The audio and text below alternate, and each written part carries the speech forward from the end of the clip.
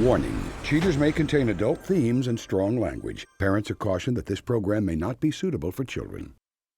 Coming up on this episode of Cheaters. They were observed walking hand in hand. And I'm sorry that you had to see that. What the hell are you doing? You're just talking with your pants down? Yeah, we were just talking. How the hell does that?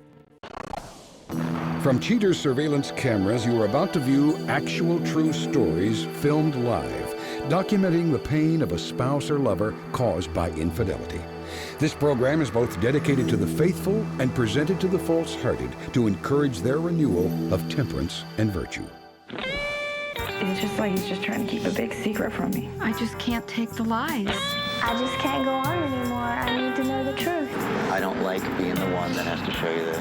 Oh, Jesus. Yeah, we got it right now. They're heading south. I'm tired of the excuses. This is something that I've got to know. They're together right now. There they are. Let's go. What's up, homie? Who are you, homie? Why did you do this to me? Stop! Ow! Stop! You better get right with God. I love you. I'm so sorry. Real reality television is brought to you by Cheaters Detective Agency's Private Eyes on Cheaters. Welcome, I'm Joey Greco. Thank you for tuning in to another episode of Cheaters. Please meet Dave Hauser, a man in search of the truth behind his girlfriend's activities. Determined to discover the motives behind his girlfriend's secrecy, Dave entrusts the detectives at Cheaters to look into the matter. Dave Hauser, age 29, a printing company manager worried that his girlfriend seeks attention outside of their relationship. My idea of love is having that trust, that honesty in a relationship, having that companionship and intimacy. You know, where you just work all day and the only thing you can really think about is the girl you're with. And I really feel that I reached that point with Amanda. It kind of hit me out of the blue one day, but you know, it's like you wake up and all you can think about or care about is the person you're with. Actually, I'm extremely committed to her, and I would like to think that she's pretty much committed to me.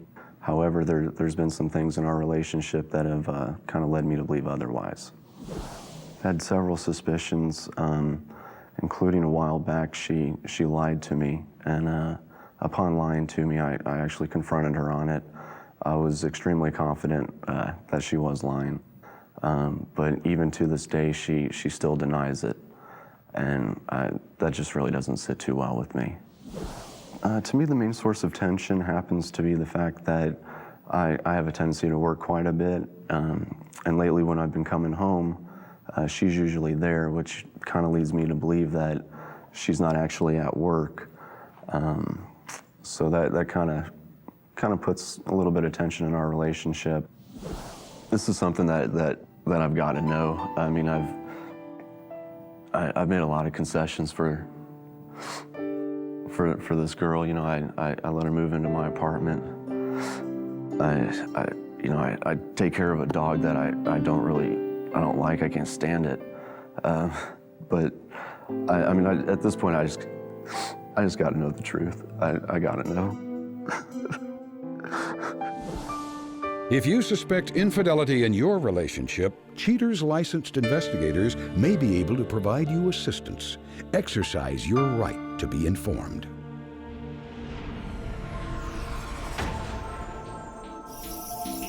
Amanda Ramsey, age 23, a tanning salon clerk who is dodging the intimate needs of her boyfriend while catching the eye of another man.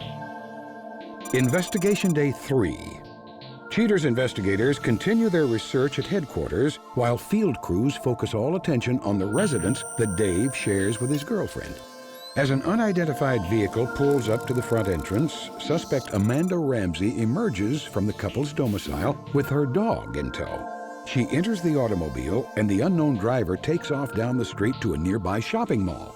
Accompanied by an unidentified gentleman, suspect Ramsey takes her pooch for a walk through the parking lot. The male companion displays his proficiency on a skateboard, while suspect Ramsey takes a few photos to remember the impressive performance. A short while later, the couple adjourns to a nearby restaurant, where suspect Ramsey's companion treats her to a tasty Chicago-style hot dog. After the meal, suspect Ramsey informs her companion that it's time to get back to her place. Upon arrival, the unknown man grabs a large duffel bag from his vehicle and leads the suspect into the home she shares with complainant Hauser. All is silent for some time. After a lovely day spent with suspect Ramsey, the companion finally departs the building.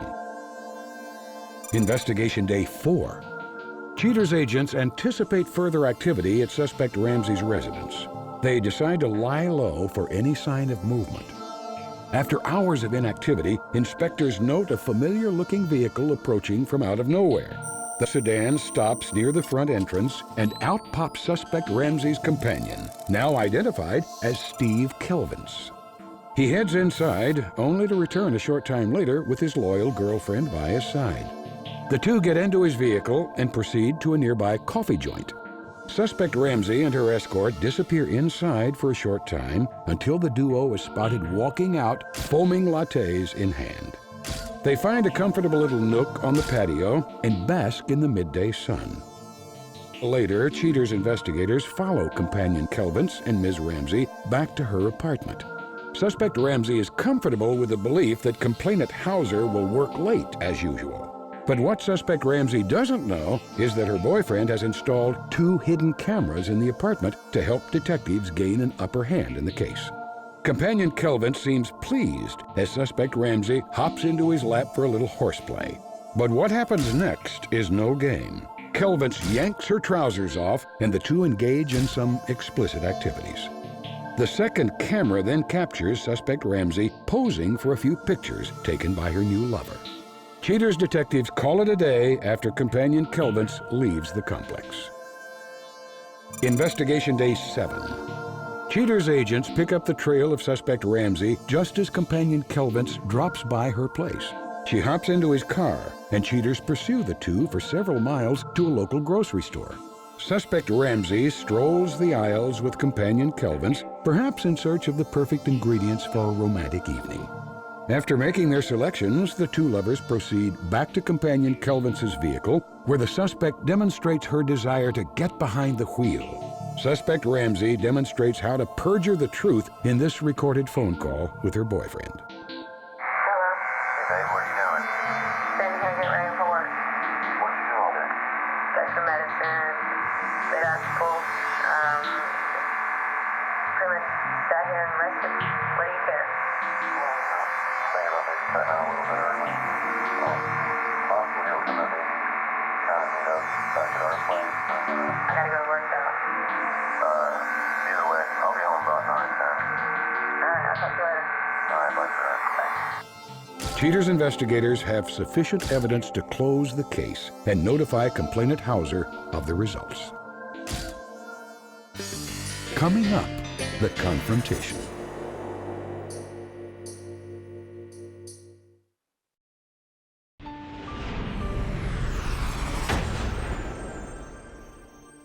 With infidelity clearly established, Cheaters approaches Dave with the deleterious evidence.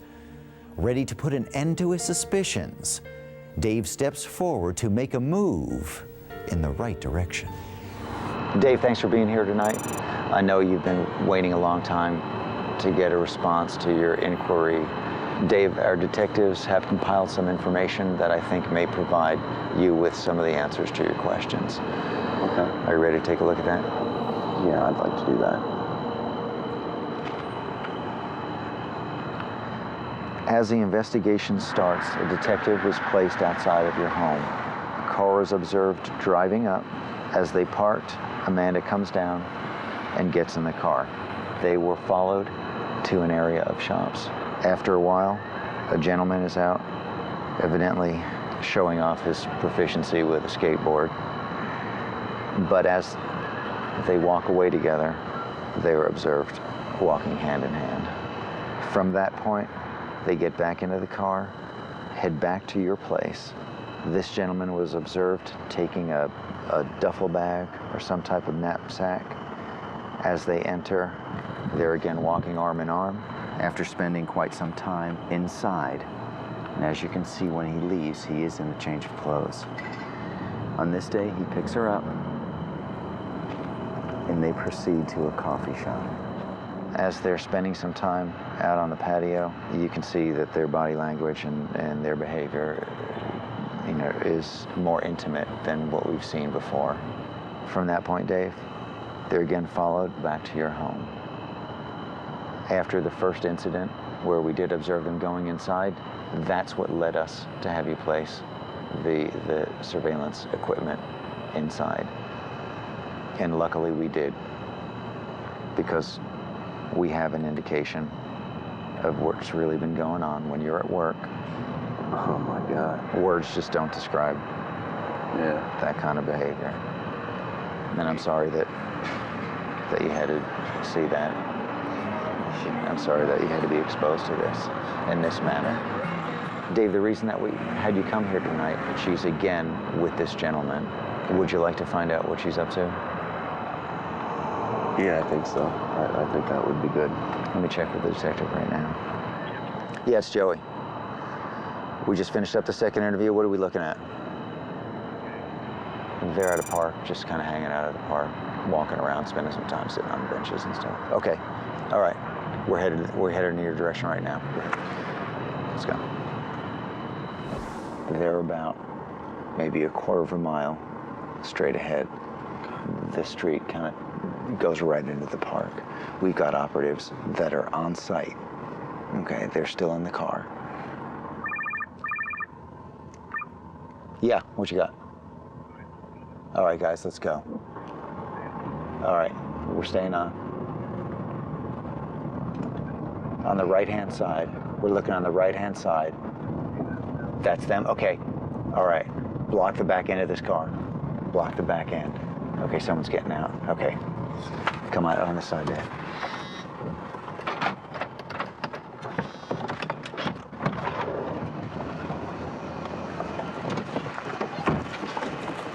Yeah. Who's that? That's him. Amanda?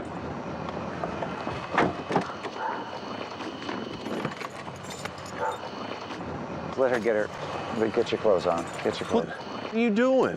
What? What the hell are you? You're just talking with your pants down? Yeah, we were just talking. How the hell does that happen? Coming up, the conclusion. We were just talking. How the hell does that happen? He's just a friend. I just met him. We're just talking. Okay, you've got all your clothes off practically in the back of a cheap car, and you're just talking? Where did he go? What are we talking about? We're just talking. We're just friends. I'll Just deal with friends? you later. Yeah. He has never been to your house. No, he's never been in my house. He's never been to your house? No. Are you sure? Yeah. You in there, man? In there? Amanda, look, you know, He's just a friend. That's all he is. I mean, and you don't sleep with him at all? You never had sex with him? no. Why don't you come out, man? Come on, dude, come out. Oh, great.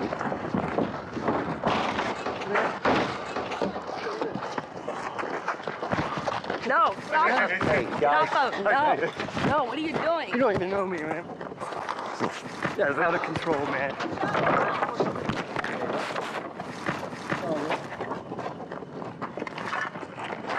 Leave him alone.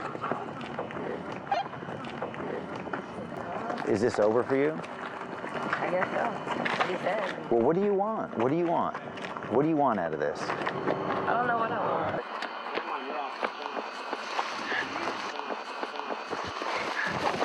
Give me help. Get off of him. Get off of him. Stop. Get off of him. Get off of him. Let's get on him anyway. Was this a setup or what? Where are my keys? I'm out of here, man. He's doing out. He's doing them. They're somewhere over there, man. Good luck. No, touch. Hey, Orlandis, stay with me. Stay in between him and me. I don't want any of that on me. talk to us for a second, all right? Just give us your side, because we want to know. They were in a relationship for 2 years. Did you know about that? No, I knew she was maybe with some dude, but, you know, she said she was saving up to move out. I don't know. I mean, you would have done the same thing, right? Well, I don't know about that. Now, what are your intentions with her? I don't have any intentions with her anymore. Forget about that. That's for sure.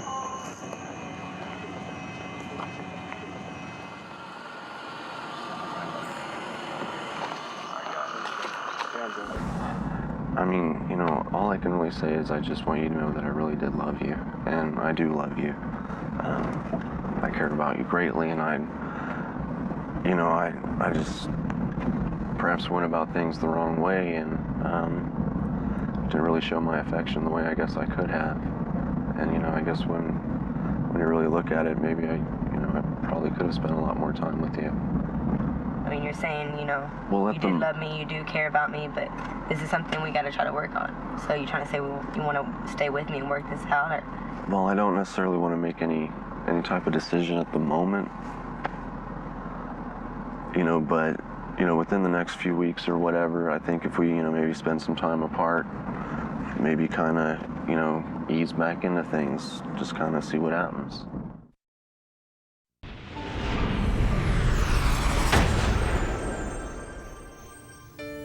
With the confrontation behind him, Dave forgoes any judgment while rationalizing all angles.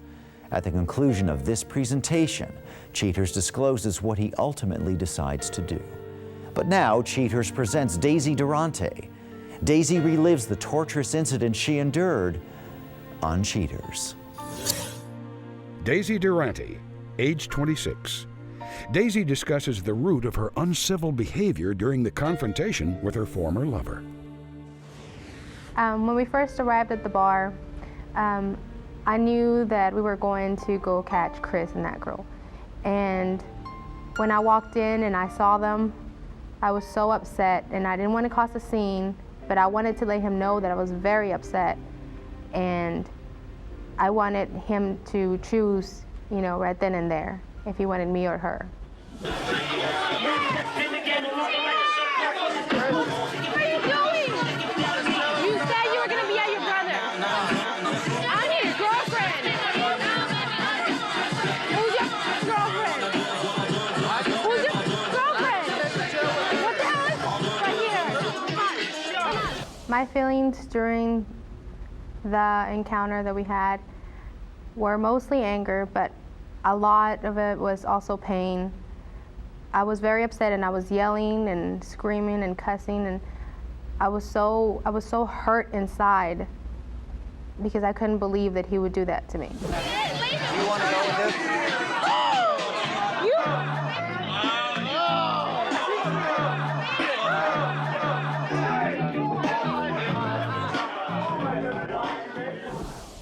I'd like to thank Cheaters for helping me.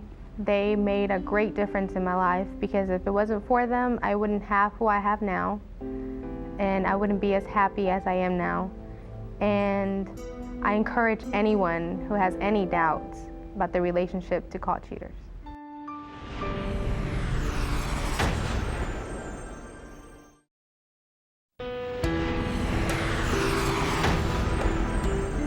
Dave Hauser is surprisingly calm when discussing the details of his case. He mentions that Amanda was somewhat justified in her actions due to his lack of attention to her many necessities. Despite the severity of the circumstances, Dave wants to give the relationship another try. Dave explains to Cheaters' producers that he could never live with himself without giving Amanda a second chance. Amanda Ramsey is reluctant to admit any fault, saying that Dave needs to own up to being an inattentive boyfriend. At the risk of offending men in general, Ms. Ramsey suggests that infidelity is the ultimate tool to regain control of a neglectful spouse. She declares that all women should cheat on their significant others if specific needs are not being met. Cheaters' producers, on the other hand, wholeheartedly disagree with her misguided theory and suggest that couples in despair seek immediate counseling. For his part, Steve Kelvins denies that his relationship with Ms. Ramsey was anything more than just a fling. Steve admits that he satisfies her in ways most men can't and says that she will undoubtedly be back for more.